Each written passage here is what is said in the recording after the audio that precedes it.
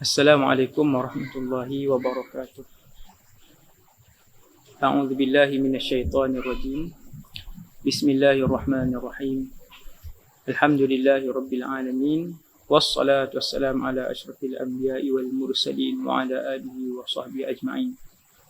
Rabbi shrah li sadri wa yassir li amri wahlul 'uqdatan min lisani yafqahu qawli. Allahumma hdi qalbi wa saddid lisani bi haqqi sayyidina Muhammadin sallallahu alaihi wasallam. Pada petang ni kita berkongsi satu hadis daripada kekasih dan pensyafaat kita semua insya-Allah Muhammad sallallahu alaihi wasallam yang diriwayatkan oleh Al-Imam Al-Bukhari, seorang sahabat Nabi sallallahu alaihi wasallam, iaitu Abu Sa'id Al-Khudri radhiyallahu anhu. Nabi SAW bersabda kepada beliau, "Inni araka tuhibbul ghanama wal badiyah." Sayyidina Abu Sa'id Al-Khudri ini seorang pengembala kambing, dan Nabi sebut kepada Abu Sa'id pada satu hari, Nabi kata, "Aku tengok kamu ni suka binatang ternakan dan juga suka suasana duduk di kampung."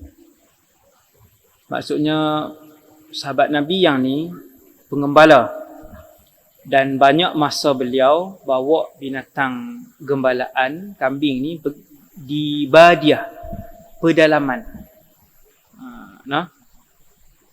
Pedalaman lawannya bandar. Di pinggir bandar ataupun di pedalaman lah. Kemudian Nabi pun sebut kepada sahabat ini seperti selalu cara tarbiyah Rasulullah sallallahu alaihi wasallam. Di mana saja Nabi akan bagi nasihat, maka Nabi pun sebut, Nabi kata, "Fa idza kunta fi ghanamika aw badiyatik." Dan apabila kamu berada bersama dengan gembalaan kamu ataupun duduk di kampung kamu, pedalaman, tempat gembala kamu, fa'adzanta bis-salah, kemudian kamu pun melaungkan azan untuk semayang, farfa' sawtaka bin nida, maka kuatlah seboleh mungkin suara kamu ketika melaungkan azan tersebut. Kita kalau nak semayang seorang pun, bukan di masjid, maka disunatkan azan. Satu, walaupun seorang, walaupun dua orang. Kemudian yang kedua yang Nabi nak bagi tahu di sini ialah angkat suara. Kalau nak azan, kuatkan suara sehabis mungkin. Sebab Nabi kata, fa innahu, sesungguhnya, la yasma'u mada sautil muadzin jinnun wala insun wala syai', tidaklah mendengar suara tukang azan mana-mana jin, mana-mana manusia, apa jua benda di atas muka bumi Allah ni yang dengar orang yang melaungkan azan tersebut, walaupun dia waktu tu seorang diri nak semayang, illa syahidalahu yaumal qiyamah, kecualilah orang itu ataupun jin itu ataupun makhluk yang mendengar azan itu akan bersaksi di hadapan Allah pada hari kiamat di padang mahsyar bahawa lelaki ini telah melaungkan azan. Sebab itu seorang muazzin, fadilat dan kelebihan dia lebih besar Tok Bilal daripada seorang imam. Sebab orang yang melaungkan azan ni, sebanyak mana manusia yang solat, disebabkan mendengar azan tersebut, maka muazzin tu mendapat pahala ganjaran setiap manusia yang solat dengan azan tersebut. Satu. Yang kedua adalah hadis yang diriwayatkan oleh Imam Bukhari yang saya baca sebentar tadi. Illa syahida lahu yaumal qiyamah. Semua makhluk yang mendengar suara azan akan menjadi saksi di hadapan Allah kepada Bilal itu bahwasanya dia telah melakukan ibadat azan dan menyuruh orang untuk menyembah Allah Subhanahu Wa Taala. Di padang mahsyar nama kita dipanggil, kita pun tampil keseorangan diri di hadapan. Tidak ada yang menterjemahkan di antara kita dengan Allah, perantara di antara kita dengan Allah. Dan ketika ditimbangkan amalan kita, satu persatu ditimbangkan amalan kita. Kemudian tiba-tiba datang di belakang kita ribuan makhluk.